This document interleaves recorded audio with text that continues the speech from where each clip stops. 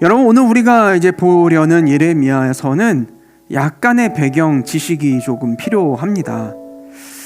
그리고 이때는 그동안 강대국으로 막 주변을 호령하던 아시리아라고 하는 그 나라가 이제 명운을 다해서 저물어가고 있었고, 그 대신에 우리가 잘 알고도 늘 들어왔던 바벨론이라는 제국이 이제 서서히 힘을 키워서 제국의 면모를 갖추어가던 그런 시대였어요. 또 예레미야의 개인사를 좀 더 봐야 됩니다. 개인사도 좀 봐야 되는데 1절의 말씀은 이렇게 말씀하고 있어요. 이것은 베냐민 땅 아나돗에 살던 제사장 가문의 힐기야의 아들 예레미야가 한 말입니다 라고 이제 말씀에 나와 있죠. 여러분, 여기에서 우리가 주목해 봐야 되는 것은 아나돗이라고 하는 지명입니다. 그리고 이 지명을 이해하려면 좀 앞으로 역사를 쫙 당겨가지고 우리가 잘 아는 다윗과 솔로몬 시대를 잠깐 생각을 해야 하는 거예요. 우리가 아는 다윗에게는 아들이 많았어요. 왕은 후계자를 세워야 되잖아. 그 문제를 이야기하려고 하는 겁니다. 이제 다윗의 말년에 후계자를 세우려 했을 때 아들들 중에 유력한 두 사람이 있었습니다. 한 사람은 넷째 아들이었던 아도니아라고 하는 아들이 있었고, 두 번째는 10번째 아들이었던 솔로몬이 그 대상이었어요. 두 사람이 유력했다라는 거죠. 당시의 권력자들은 이 둘 중에 누가 왕이 될 건지를 선택해야 했다는 거지. 근데 결국 어떻게 돼요? 다윗에게 의해서 선택받은 사람은 누굽니까? 솔로몬이 선택을 받게 되잖아요. 그러니까 대부분의 권력 이양때의 모습이 그러하듯이 솔로몬에 반대했던 이들은 대거 숙청당해야 되는 거예요. 뭐? 내 편 아니었지? 죽어, 이거예요. 근데 그 가운데 앞서 이야기했던 정통 제사장 가문에 있었던 다윗 당시의 대제사장이었던 아비아달은 이제 아버지와 함께 아버지가 이제 찬란한 나라를 이루었을 때의 대제사장이고 하나님을 섬기는 사람이었으니까 차마 죽이지는 못하고 추방을 당하게 되는데, 그 장소가 어디였냐면 오늘 본문 1절에 나오는 예레미야의 고향이었던 아나돗이라는 곳이었어요. 여러분, 생각해 보세요.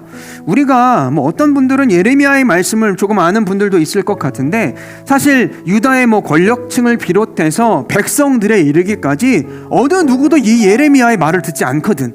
하나님의 말씀을 전해도 아무도 듣지 않았어요. 되려 예레미야를 핍박하고 배척했죠. 그래서 예레미야는 눈물로 애통해하면서 죄된 유다와 그로 인해서 멸망당할 그 나라를 선포하면서 눈물의 선지자라고 우리에게 불리게 된 거잖아요.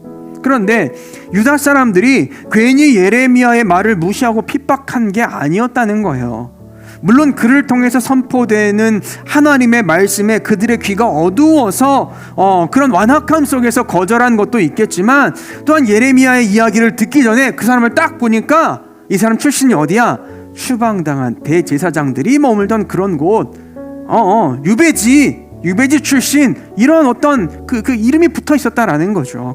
그 태그가 붙어 있었다라는 거예요. 당연히 그는 예상했을 겁니다. 그런 예상뿐 아니라 하나님의 말씀을 예언하며 전할 때 기득권층과 종교인들은 그런 자신을 핍박하고 괴롭게 할 거란 사실도 어쩌면 예레미야는 예상하고 있었을지도 모르겠어요. 그러니 예레미야도 할 수만 있다면 그런 하나님의 고단한 부르심 앞에는 도망하고 싶고 피하고 싶었던 것 같아요. 6절에 뭐라고 말씀하고 있어요? 내가 대답하였다. 주 여호와여 보십시오.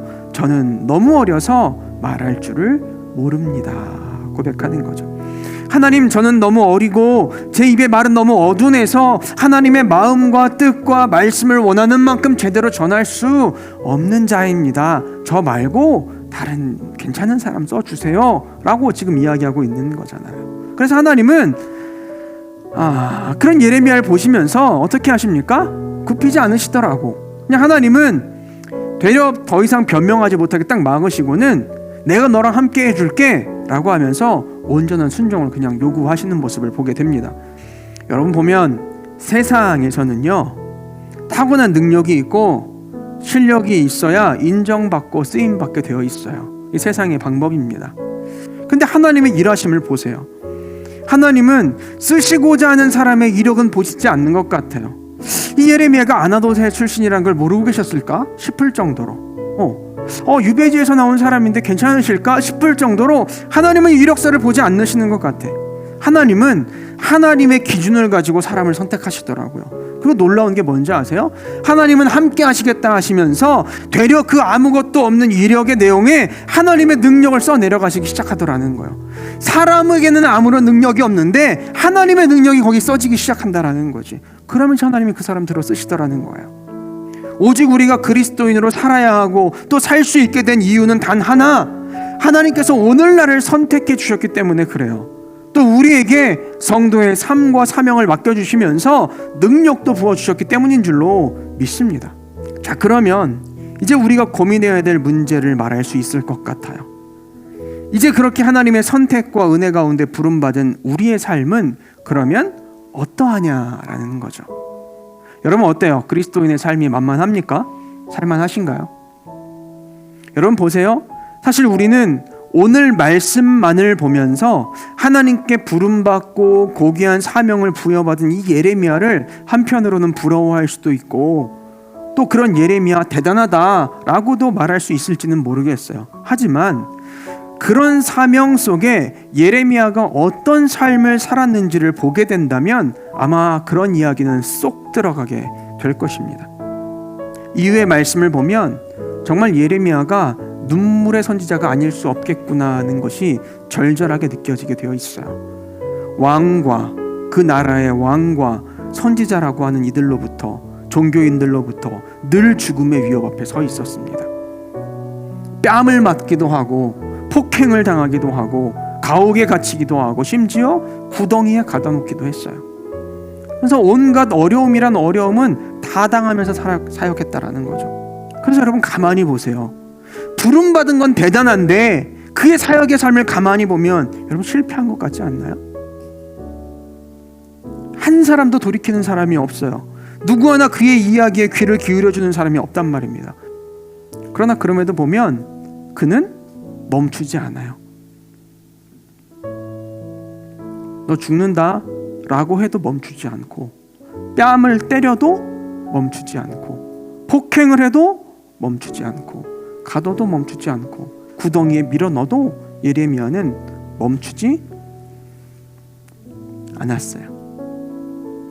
왜냐하면 살아계신 하나님께서 그 사역 가운데 나를 부르셨으니까. 이유는 그걸로 족한 거예요. 결과는 중요하지 않아. 부르신 한 분이 하나님이신 게 중요한 거죠. 그렇죠? 또 그 하나님께서 뭐라고 하셨어요? 비록 내 삶은 너무 피곤하고 고되지만 내가 너랑 함께 해줄게 라고 말씀하셨어요. 그래서 그런 거예요. 그래서 그는 그런 고난 속에서도 부름받은 자의 사명, 그 예언의 사역 가운데 한결같은 순종의 모습으로 나아갈 수 있었다는 거죠. 여러분 우리는 어때요?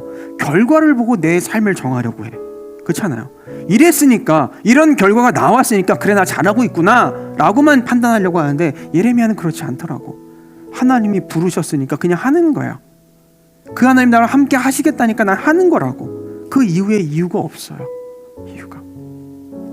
여러분 이 말씀을 보면서 오늘 부름받은 성도인 우리가 깨달아야 하는 것이 바로 이런 예레미야의 모습이 아닌가라는 생각이 번뜩 들더라고요. 녹록지 않은 세상 속에서의 그리스도인의 삶을 사는 거, 세상 사람들과 같은 수단과 방법이 아니라 오직 믿음과 하나님 함께 하시겠다는 그 하나님 붙들고 주어진 인생을 살아가는 게 꼭 예레미야의 모습 같다는 생각이 들었어요. 그리고 그런 우리의 삶이 어떻습니까? 때로는 실패한 것처럼 보이고, 때로는 더 문제가 산적해져 버린 것처럼 보이고, 또 힘이 들 때가 너무너무 많이 있어요. 그래서 성도로 세상에 사는 것은 실패자로 사는 것 같다는 생각이 들 때가 한두 번이 아니에요. 하지만 여러분, 그럼에도 그렇게 성도로서 부딪히며 사는 삶이 정녕 하나님께서 원하시는 믿음의 삶이라고 한다면, 여러분 오늘 우리는 그런 부딪힘과 실패처럼 보이는 일들로 점철된 삶을 내가 살고 있다 할지라도 정녕 주저앉거나 실패라고 말해서는 안 되는 거죠. 그리고 그런 성도의 삶은 결코 실패일 수도 없는 것입니다.